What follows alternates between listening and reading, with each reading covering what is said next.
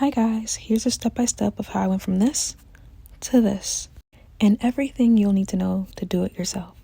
After thoroughly washing my hair and keeping my hair wet, I'm taking out these rings from my last hairstyle, and if need be, I'll do a tutorial on how I did that as well. I recently cut my locks in a very uneven way just to get rid of all my damage, and I'm so glad I did. When giving myself a retwist, I always start with the back of my head.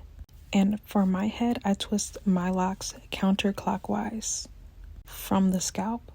I forgot to show it here, but I did spray my entire head with a mixture of olive oil and water because I have high porosity 4C hair.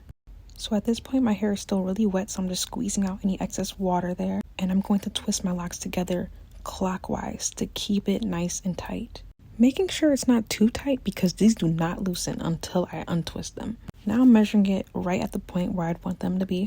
Then I'm going to twist them up and around those locks.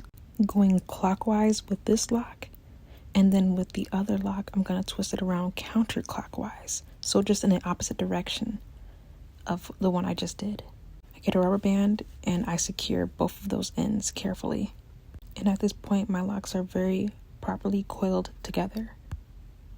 I'm going to go ahead and do the entire back of the head and then show you the rest from the front.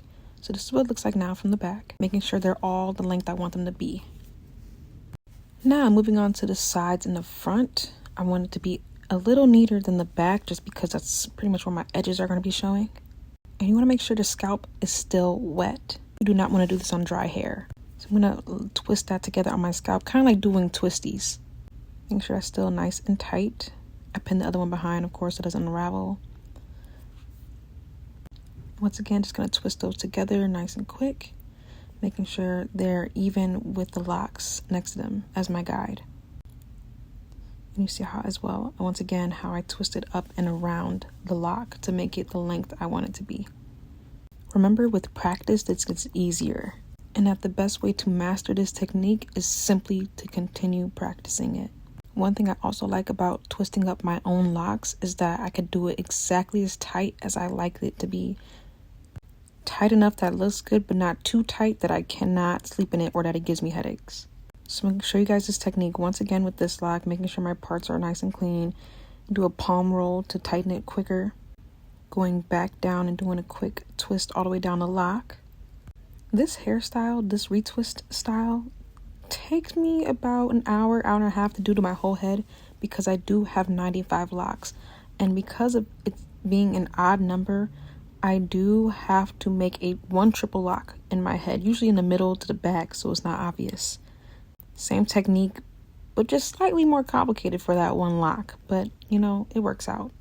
Also, the longer your locks, the more complicated it is to do this style. As you can see, some are more raveled up than others. All right, here is the final lock. I believe you got the gist of what I'm doing, so I just sped through this one a little bit quicker.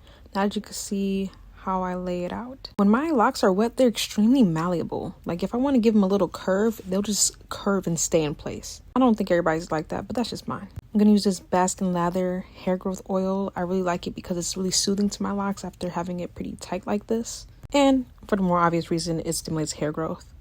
And I like to do this at the end because I could get in between the locks a lot easier with them being already twisted up and together.